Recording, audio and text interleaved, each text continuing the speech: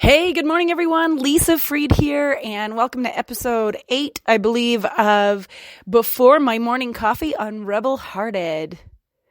So yesterday was an interesting day for me, and it was one of those days where I feel like I've been stepping outside of my comfort zone more and more, expanding my comfort zone, not just stepping out of it, but expanding it, because it's not like I'm doing the hokey pokey and I put one foot in and I put one foot out and I put one foot in and I shake it all about, or, wow, I sure screwed that up. But anyway, you understand.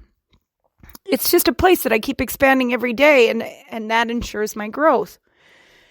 And yesterday just seemed to be one of those days where nothing I was doing was right for a lot of people. I got opinions on my podcast. I got opinions on my free challenge.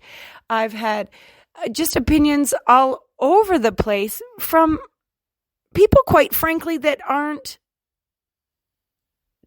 doing these things anyway.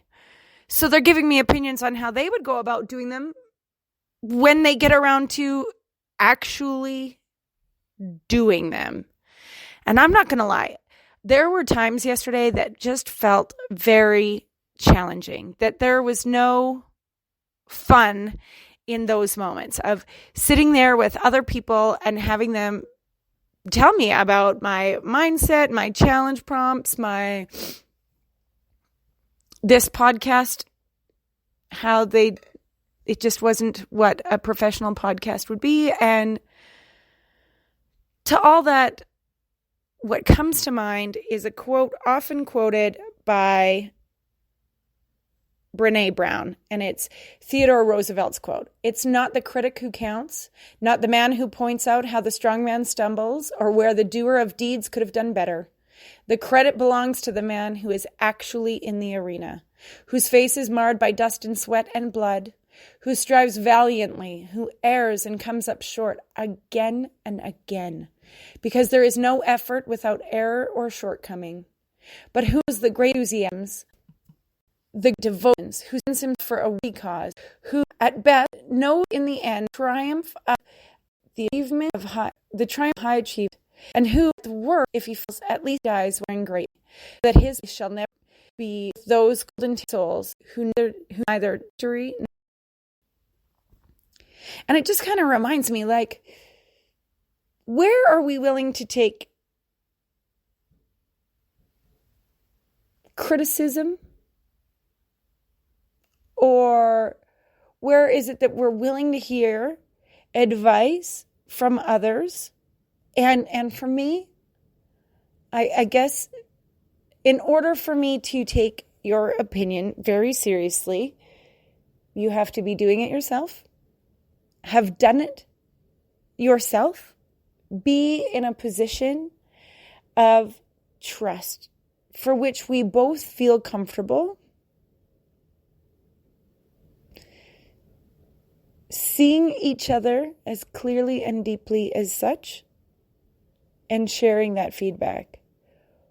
Or I kind of want to be the one paying you for that feedback. And if you don't tick any of those boxes, then my response is, thank you for sharing. And no longer will I choose to allow opinions of those who are not doing it themselves, yet somehow know better than those of us doing it, trying it, showing up every day, to cause me to stumble, lose sight of the goal, and play small. And I am reminded to be incredibly mindful of the times that I do this myself. So rather than fall into a spirit of self-righteousness, I invite myself into a space of self-reflection, much like Pastor Greg from Sherwood Park Alliance Church invited us to do this past Sunday in his talk on judgment. I will spend today not just continuing to expand my comfort zone yet also looking at all the places where I have given unsolicited feedback. And perhaps in my delivery of such